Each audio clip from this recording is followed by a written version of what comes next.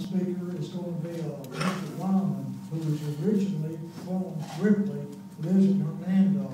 He wrote a book about Colonel Faulkner. He has been here speaking to the Historical Society. Maybe you remember him, Lamar, I don't know.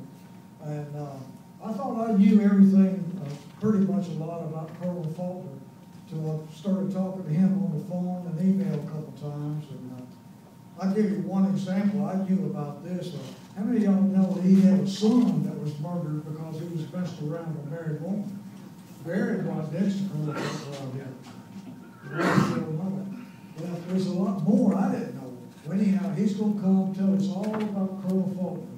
That's next month, so it should be really interesting. He's looking forward to coming back to Ripley and telling us about Colonel Faulkner. And that's Mr. Wyman from Hernando. Our next speaker is Lee Millar, who is not a stranger to a lot of us here at this camp, but he's unknown as to all his prerequisites here. I'm just going to touch on a few of them briefly. He's a lifelong resident of Memphis, former captain of the U.S. Army during Vietnam, employed by the Shelby County Sheriff's Office as manager of the computer system, married to Becky Millar, 4 children. I don't know who he roots for in football because he's got a Bachelor of Arts in American History from the Washington Lee University in Lexington, great school, master's degree from the University of Arkansas, 2nd degree from the University of Memphis. There you go. That's the one. Life member of the Sons of Confederate Veterans, past commander of the Forest Camp in Memphis, which some of us have been to, lieutenant commander of Tennessee Division, SCV, 4 terms, 3rd term as chief of protocol for National SCV, National SCV Convention Planning Committee, Forest Boardroom Committee member, recipient of the National SCV Robert E. Lee Award of Medal. That's one of the highest honors in the national organization. And he's also a recipient of the United Daughters Confederacy prestigious Jefferson Davis Award. He's on the board of directors for the Friends of Shiloh National Military Park. A lot more stuff. Historical consultant, reenactor coordinator, assistant producer, actor for 12 Civil War documentaries, 3 feature movies, including the recent Gods and Generals movie, 2 feature TV series, Civil War shows, had articles, interviews, 26 major magazines. I like to look at his ancestors, the Gray Ghost Colonel John S. Mosby of the Mosby Rangers, longtime Civil War reenactor, captain of the 51st Tennessee Infantry, a member of the renowned 52nd Regimental String Band. I tried to get him to sing to us tonight. He said, no, he's going to talk, so he's going to sing next time he comes. So without further ado, I'm so glad he came through the door, Mr. Lee Millar from Colorado.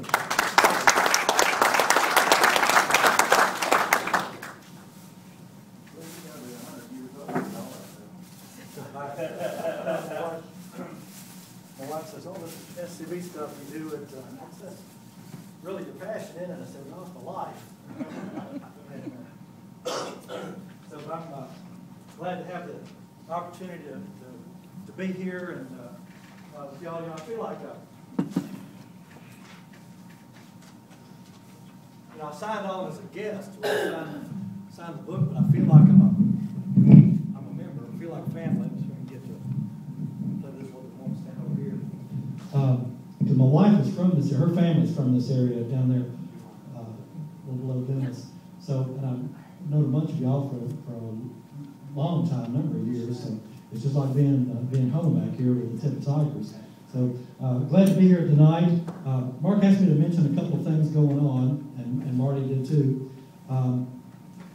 With the Forest Camp, next Thursday night is the Forest Camp meeting in Memphis. It's at 7 o'clock at Jason's Deli at Poplar Highland. Our speaker is author Jack Hurst, who's done a number of nationally known author. He did a biography of Forrest. He did a book on Grandin Forest at Fort Donaldson. He's come out with another one, a 3rd one. It's called Born to Battle, and it's about the kind of parallel lives of U.S. Grant and N.B. Forrest. They were both at Donaldson, both at Shiloh, and then Forrest went all over and was at Chickamauga while Grant went to Vicksburg, and then it just showed how their careers developed. And that Grant became Major General and Lieutenant General, and then Forrest also became Lieutenant General. Unfortunately for us, they didn't make Forrest Commander of the Army of Tennessee. Things might have been a whole lot different had he been General of the Army.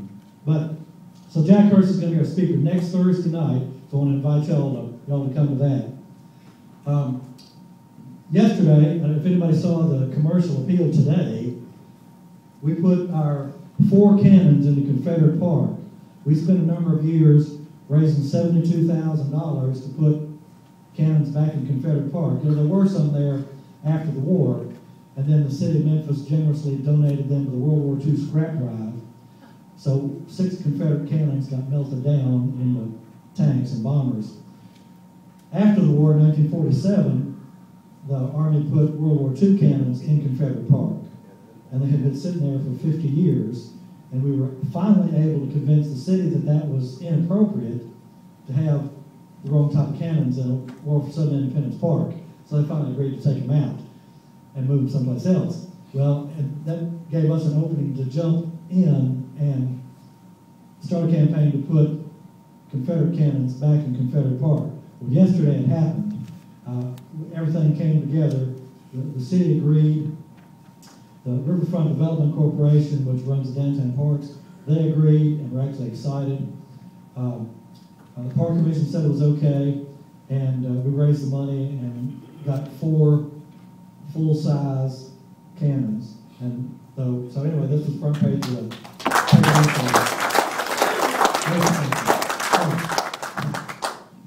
which leads me to my next invitation. There was a whole lot of work involved in getting the carriages and the tubes, the barrels, and putting them together and taking them down there and getting a crane and a trailer and a truck and all this stuff to do it besides painting them and refinishing some of the carriages that we got. So anyway, we got it all done except for painting the black trim, like the chains and screw bolts, the bolts, heads, and stuff like that. So we still got to paint the black trim on all the guns, which leads me to you. On Sunday, October the 7th, we're going to have a painting party. And we would like y'all to come help us. We're going to have a cookout in Confederate Park. City's agreed to let us have barbecues, pit grills there, so we're going to bring barbecue grills, cook hamburgers and hot dogs. And the Forest Camp is going to paint 1 gun, and the Lee Camp in Germantown is going to paint 1, Woodfall Grace is going to paint 1, and we'd like to invite y'all to come help us so we can paint all 4 of these camel carriages on Sunday, October the 7th, about 1 o'clock, and come bring your wives and kids, and we'll just have a good old time, good old Confederate time in the park, in Confederate Park, Sunday, October 7th at 1 o'clock. And so bring your old clothes and wear your Tippah Tiger shirts and come enjoy our painting party and cookout along with us. Let me also mention the Fall Muster, of course, has been mentioned before, Beauvoir, March the 16th, 2013. Put that on the calendar because you want to go to Beauvoir for that. And as a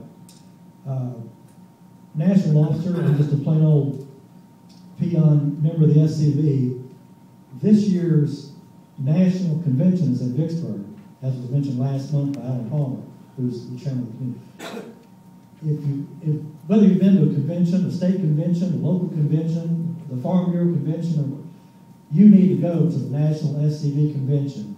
There's no better place in the country than being in a place where there's 800 men that think the same way that we do.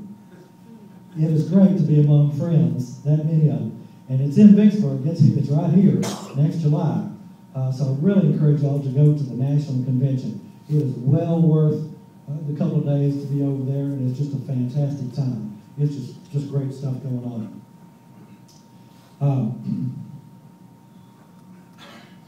Okay, that's all of those.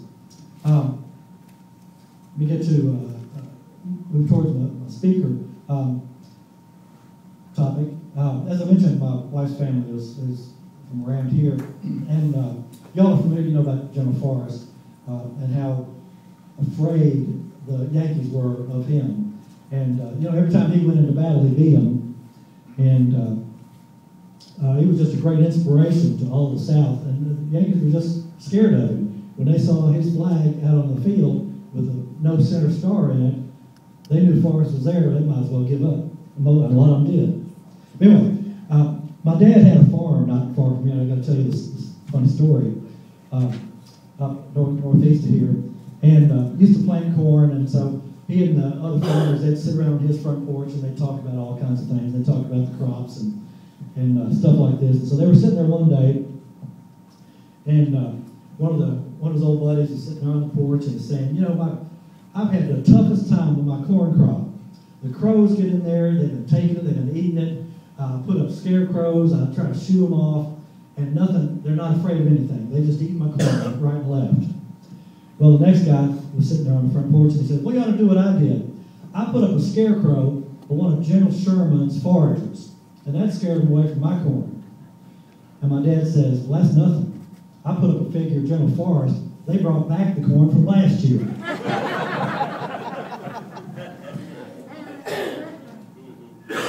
All right, enough being formal.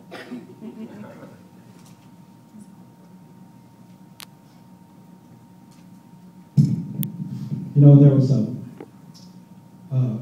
Battle of Bryce's Crossroads just southeast of here. And before that battle started, the scouts were out, Yankee scouts were out all over the place trying to find Forrest, and they never could. And so this one federal trooper is riding down this country lane, and he gets to this southern farmhouse. And he's been at it all day looking for the Rebs, and so he's hot and tired and thirsty and hungry, so he decides he's going to stop. And so he knocks on the door. This southern lady lets him in. He explains he wants something to bring something to eat. She says, well, all right, come on in, have a seat. And so she fixes him some soup, and he's sitting there, and she's got a little piglet running around. And the little piglet's running around this Yankee trooper, and props up on his leg, and then goes over and sits and looks at him, and the Yankee trooper says, ma'am, your little piglet sure is friendly. And she says, no, he ain't that friendly. You're using his bowl.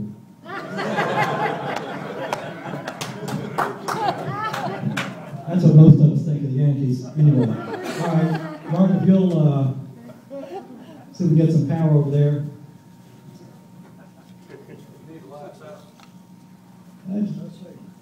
It may show up pretty well.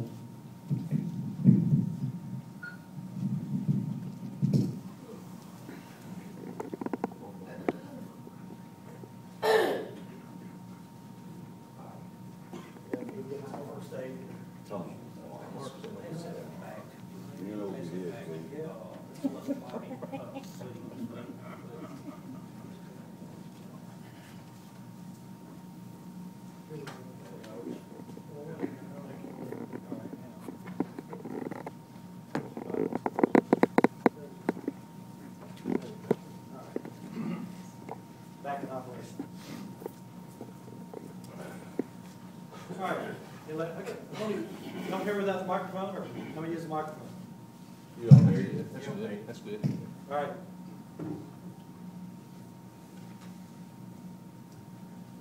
In late 1863, in September, Confederacy had achieved a stunning victory at the Battle of Chickamauga.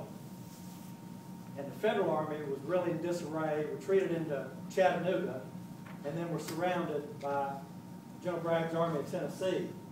Well, this caused real consternation up north, because now they've had the Central Army that they were counting on to invade the South had been really pummeled and whipped at Chickamauga.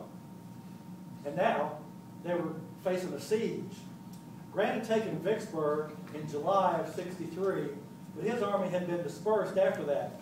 5,000 men went to Helena, Arkansas, 5,000 in Memphis, 10,000 down in New Orleans. Sherman and McClernand were still at Vicksburg, but some more were sent down to the Red River Campaign. So Grant no longer had an army. In fact, he was in New Orleans himself when the Battle of Chickamauga occurred, when he got the news of Rosecrans' defeat at Chickamauga. Nothing was happening along the East Coast after Gettysburg. Of course, the South kind of retired, and there was nothing happening. But the North was not gaining anything. The North couldn't capture Richmond. Nothing else was happening in the West, and suddenly there's this huge defeat at Chickamauga, which caused a lot of panic up north, because now this Army of Tennessee, one of the most feared fighting forces in the world history, is now about to crush, completely wipe out their army. So the Union High Command was scurrying to send troops to Rosecrans' aid in Chattanooga. General Sherman, William T. Sherman, was ordered from Vicksburg with his entire corps upriver to Memphis, 17,000 men, and then take the railroad from Memphis to Corinth and over and fight his way into Chattanooga to save Rosecrans. Also, General Hooker from McClellan's army in Virginia was sent by rail across the north, ran to Cincinnati, down to Louisville, down to Nashville. He had 20,000 troops being sent to try to save Rosecrans. Well, we're going to talk about Sherman's adventures in trying to get there to help. He got his men to Memphis on steamboats, and while they were there, the tracks had been torn up. Confederate cavalry had really chewed up the Memphis and Charleston Railroad between Memphis and Corinth and beyond. And so Sherman sent one of his divisions ahead to Corinth to repair the railroad as they went from Memphis to Corinth. While this was going on, that was about 5,000 men headed to Corinth, and they got there safely. The other 12,000 stayed in Memphis, and they were about to proceed west. And Sherman had his family there at the Gaelsa Hotel, and his son. Well, his son contracted malaria and died, and that really depressed Sherman, as it would anybody. And Sherman almost quit the army, almost gave up. Well, his officers, his staff, and Grant and Lincoln said, no, you've got to go save Rosecrans over at Chattanooga. He's going to get wiped out. You've got to save him and save the country. So he started his other two divisions eastward. One was marching, and one was going by rail. Well, it quickly became apparent that the single track of the Memphis and Charleston Railroad was not going to be able to handle all the traffic. A 5,000-man division, it just took too long, took too many cars. The railroad, as any road was in 1860, was pretty rickety, prone to derailments and just all kinds of accidents, not to mention the fact that the Confederate cavalry was tearing up the trestles and burning culverts and pulling out rails and really giving them a hard time. So as Sherman, his two divisions left Memphis, he decided it was time for him to go to the front. Go ahead, Mark, hit the right arrow there on the laptop, there on the keyboard. Oh. Hit that right there. Oh, there you go. Okay. Well, what happened to Sherman was the Battle of Carterville. It's about 25 miles east of Memphis on the Memphis and Charleston Railroad. The Federal Army had built earthworks every 3 to 6 miles out from Memphis all the way across to Corinth and beyond to protect the railroad. It was a cluster of a regiment or several to keep Confederate cavalry from tearing up the tracks. And actually there were two battles at Carterville. We're going to talk about the first battle, the main battle, the big one. And this is where Sherman almost got caught by the Confederates. As he started forward on October the 8th, moving his men forward, they were being shuttled on the trains, and his second division had in fact gotten to Corinth, and then they were bringing up supplies. The third division left Memphis that morning hiking to Corinth because of the freight and wagons and things on the trains. Those guys just had to walk. So that morning about 10 o'clock, they went through Germantown, Tennessee. And That's when Sherman's train from Memphis caught up to him. And this was on a Sunday, October the 11th. And he had on his train the 13th U.S. Regulars. That was his personal escort with about 300 men. And they were up on the boxcars because he had a very long supply train that he was on, an unscheduled freight that Sherman himself was on. And there was passenger cars at the rear with his staff and one in the front with Sherman himself. But most of the men were up on the boxcars because there was no room inside.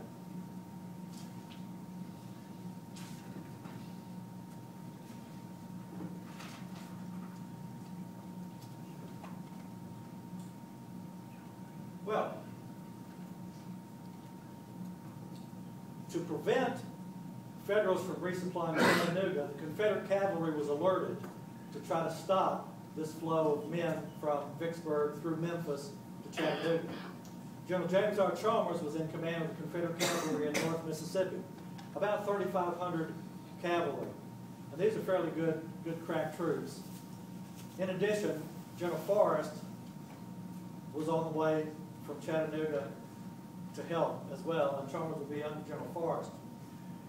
Chalmers got the order to cause as much havoc as he could along the railroad, try to tear up the railroad, slow down Sherman's division, his corps, and his 3 divisions, and just do whatever he could to cause trouble. Well, his scouts told him that the fort in Carterville was only lightly defended. They thought there was just 1 regiment there.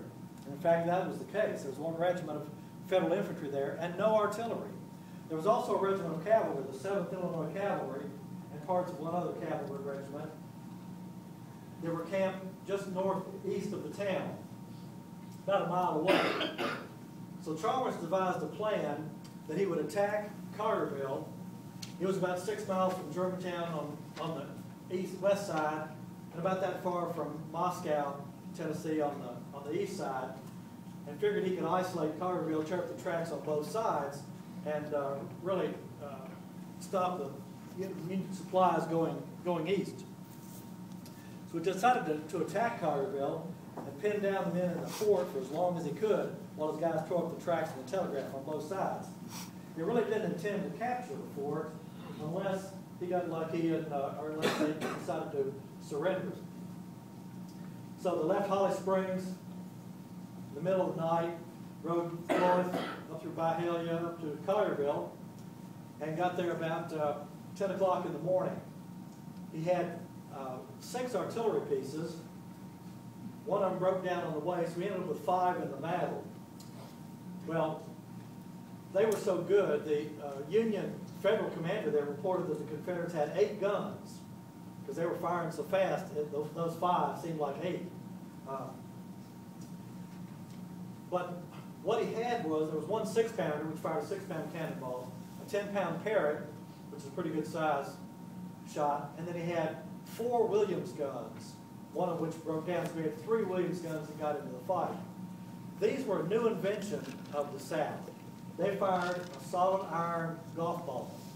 They were also breech loaders. So you loaded in the breech, you didn't have to load it in the muzzle. And they could fire fairly quickly, a lot quicker than a muzzle loader. So these 3 Williams guns, even though they fired a small bullet, they could fire a lot faster with this, breech loaders.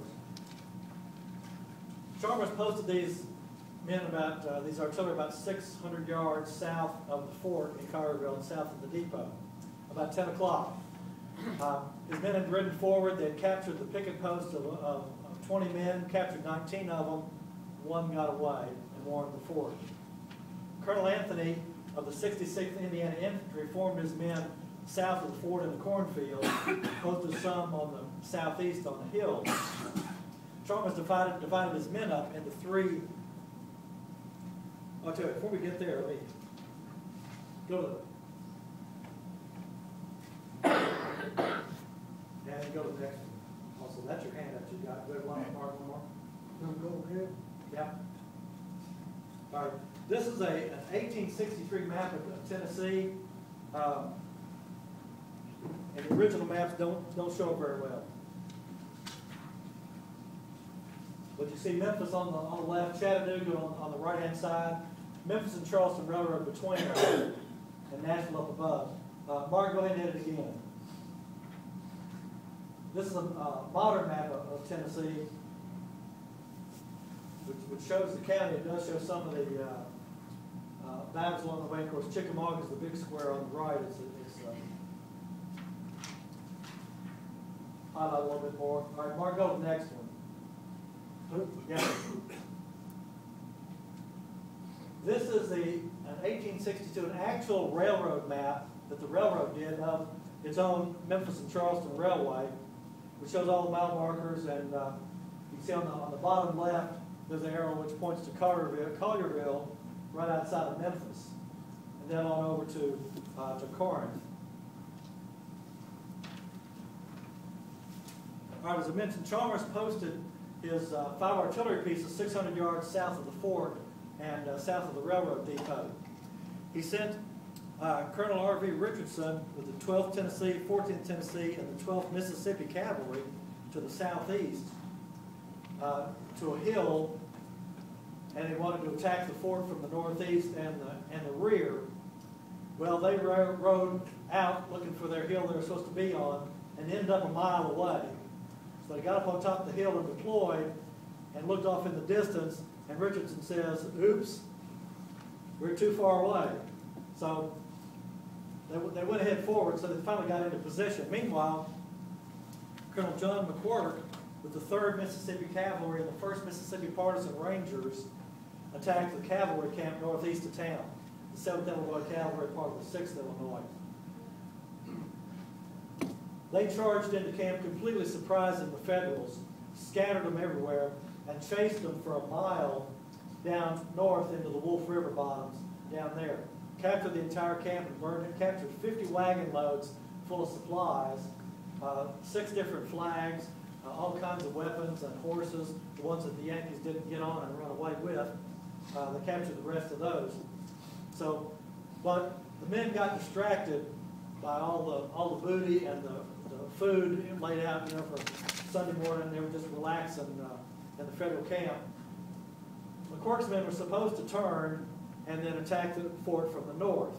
Well, they never did that. They were too busy chasing Yankees out through the woods and the swamps.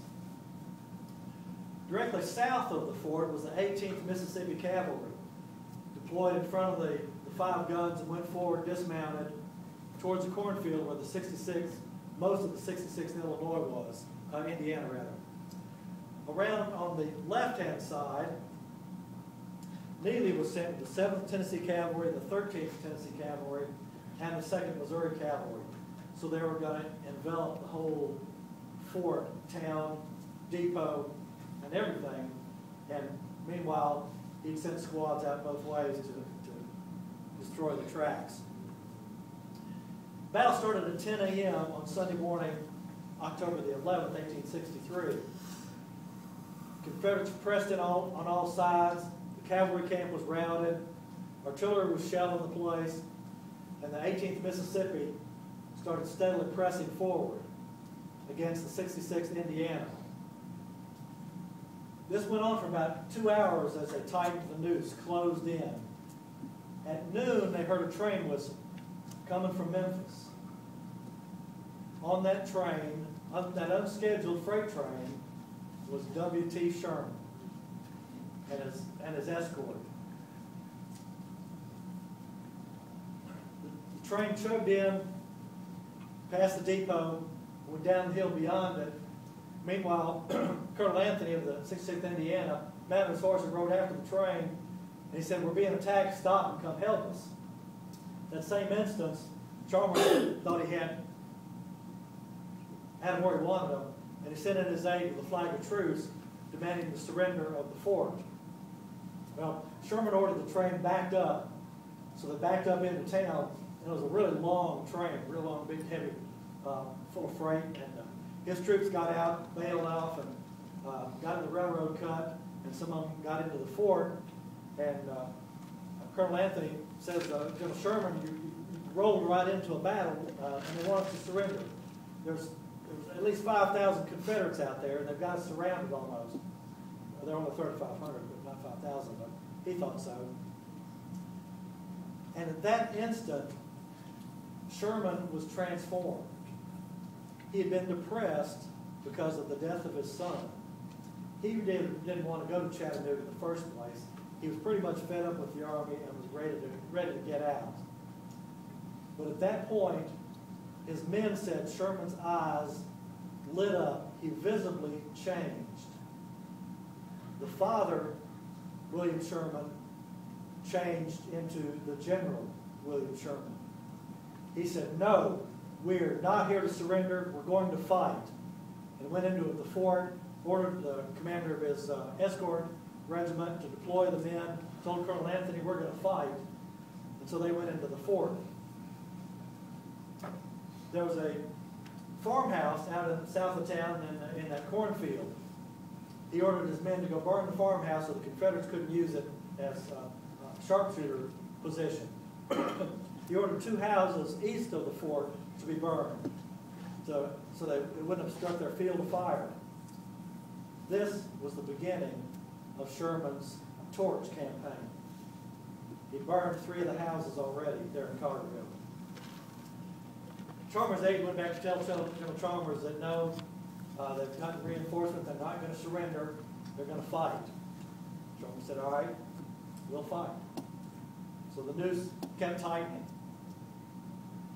The 7th Tennessee Cavalry charged the end of the train and actually captured the train, part of the train. They captured the rear baggage, the rear passenger car, captured all the Sherman's papers, the staff papers, their personal belongings. They captured the next car, which was the horse car, unloaded it, which included Sherman's favorite horse, Dolly. Captured her and all the staff officer horses. They fought their way forward, car by car on the train, against the defenders of the company of 66th Indiana that was still there, and captured half the train. Then a inspired charge by 2 more companies of the 66th forced the 7th Tennessee back to a tree line, and so they recaptured the train, but not before the Confederates had set fire to the rear half of the train.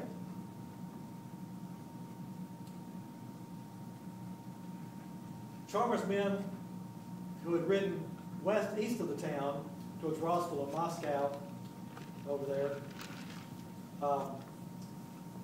cut the telegraph wires, tore up the tracks,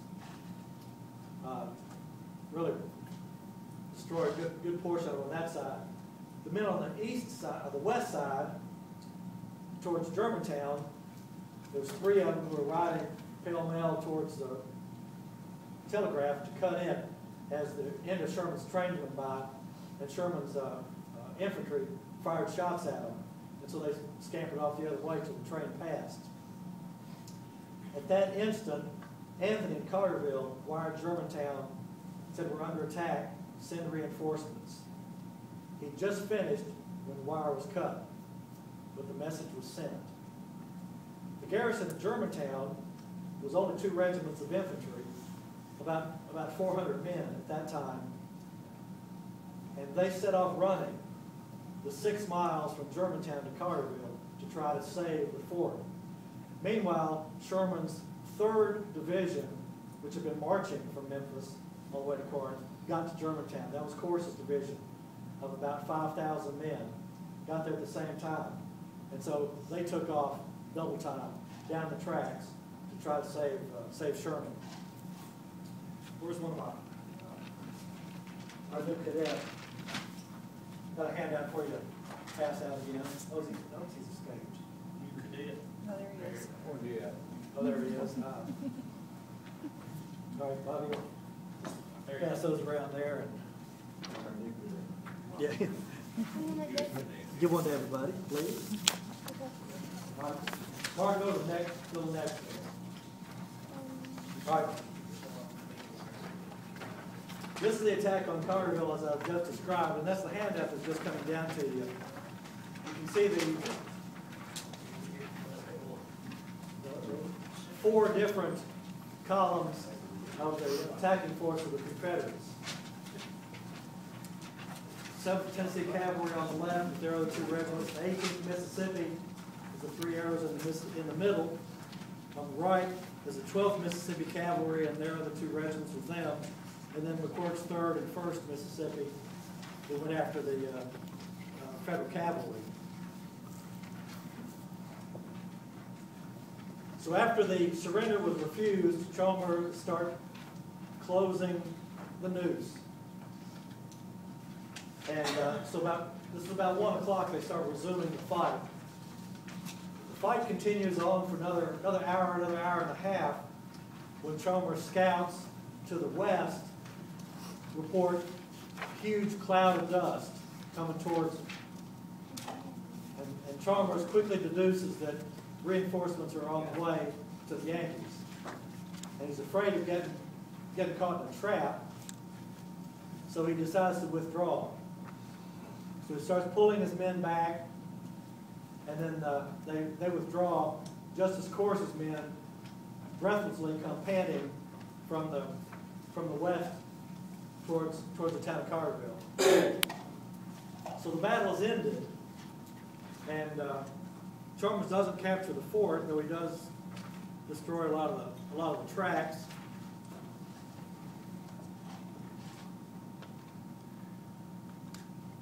And it was, even though it wasn't successful in capturing the fort, it was successful in what he intended to do.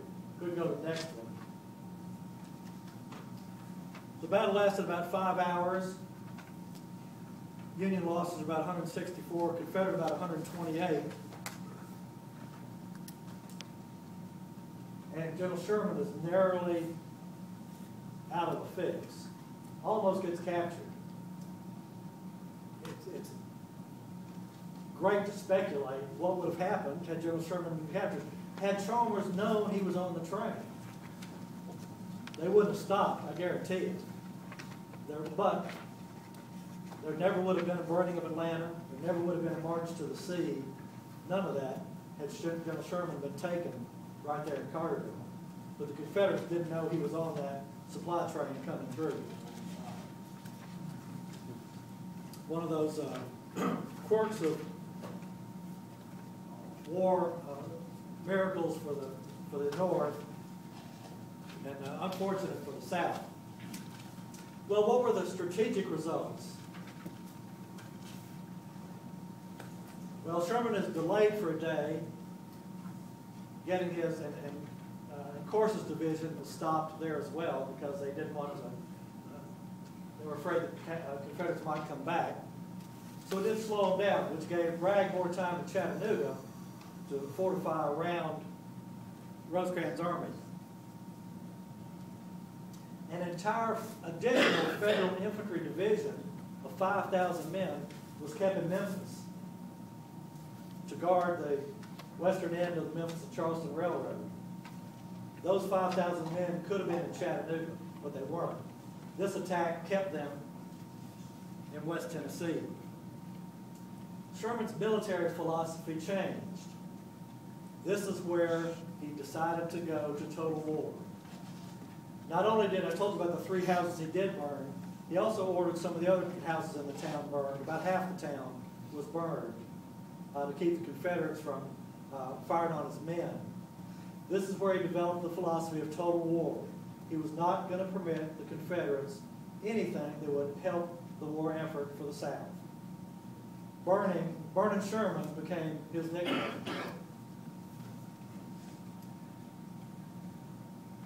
It's where he really started his scorched earth policy. He also wrote to General Grant that the railroad was not to be relied on. It was just too fragile. The Confederates were tearing it up too often, and you couldn't count on supplies or men coming on the railroad. In fact, when later on in the Atlanta campaign, he devised his march to the sea, he met with Grant and Lincoln and told them this is his plan, to capture Atlanta, go down to Charleston and Savannah, let's march to the sea. And they were concerned that Sherman was going to be out there with very little rail support, if any, no reinforcements, no supplies. How would he exist in the Deep South, not only facing the Army of Tennessee, but without any resupply? He said he would just live off the land, he would take what he needed, and he wouldn't count on the railroad, because this battle showed him that he couldn't count on the railroad. He also said one other thing. Lincoln asked him, what is your greatest fear in this march to the sea, that you'll be out there on your own? Is it worried about supplies? Is it worried about Joseph Johnston's Army of Tennessee? And Sherman said, no, my greatest fear is that Forrest will get behind me. And that led to the Battle of Bryce's Crossroads, because he sent an army after Forrest to try to destroy Forrest, and of course, Forrest beat the stew out of Sturgis. And the last strategic result was that Forrest was on his way to North Mississippi and West Tennessee, and he was going to cause as much havoc as possible with all the Union military in this end of in the Western Theater.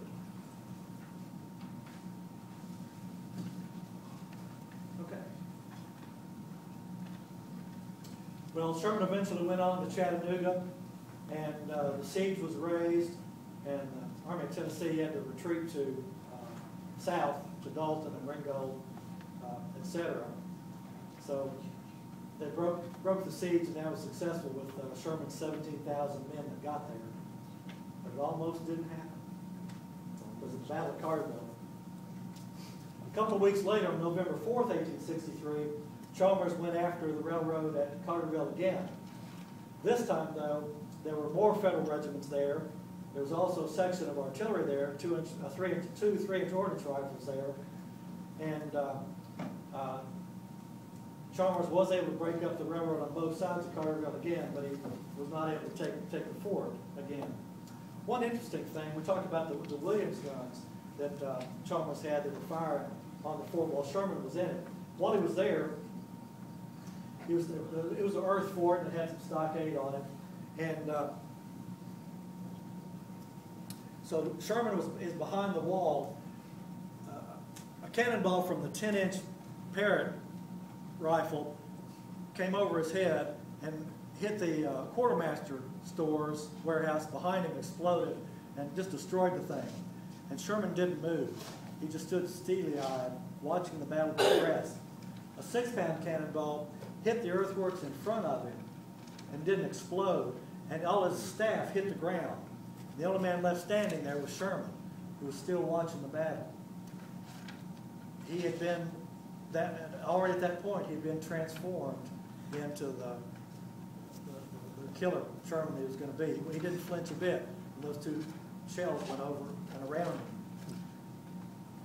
He also mentioned that after the battle, in his report, he said the Confederate artillery was the worst served artillery he'd ever seen. They caused very little damage. Of course, he just had his quartermaster depot just totally destroyed. Other than that, the 6-pounder and the 10-pounder, they did cause some damage, but not much. The 3 Williams guns that were up there on the hill had been firing this whole time.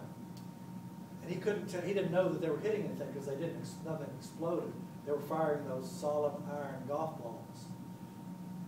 But then after the battle, he looked at his engine, train engine, and found out it looked like woodpeckers that had a convention.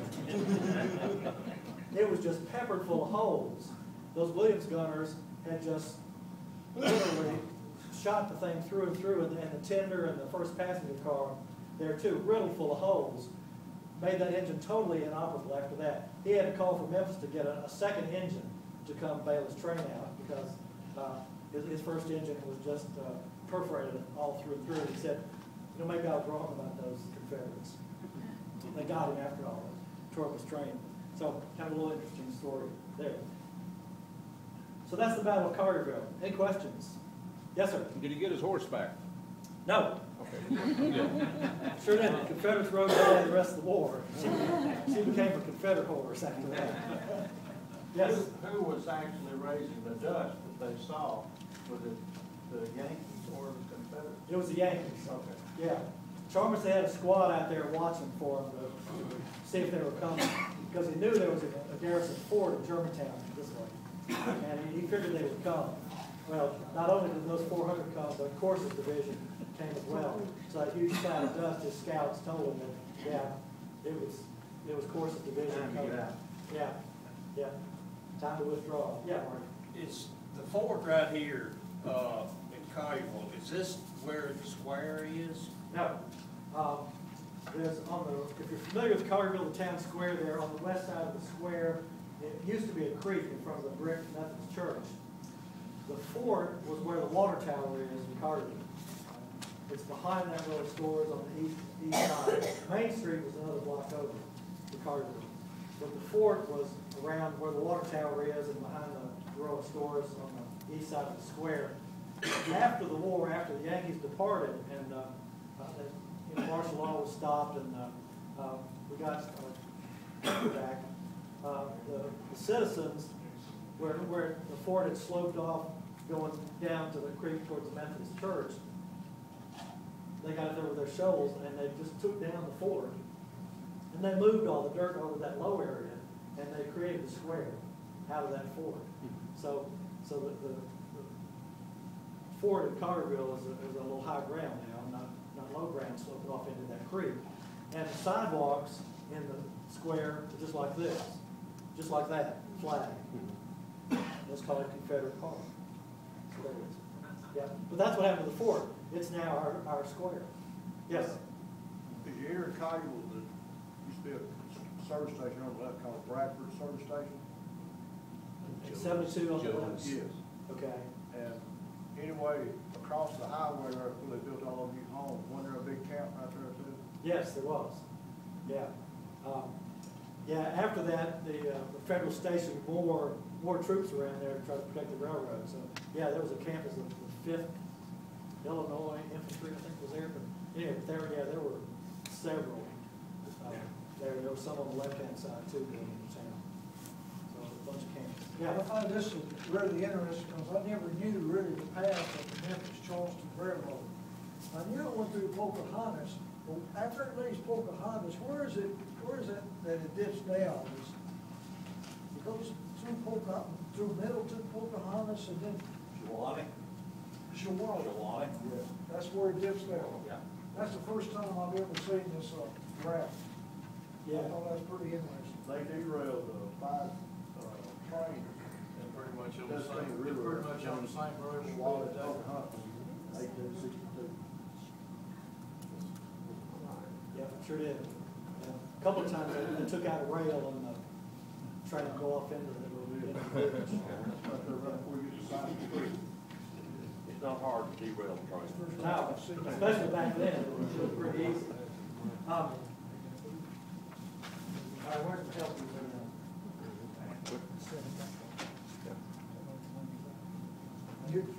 I'll do that again.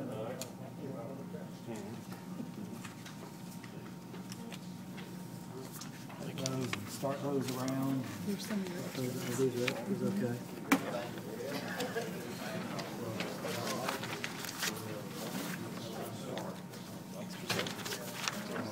In 3 weeks, we're going to have the reenactment of the Battle of Carterville.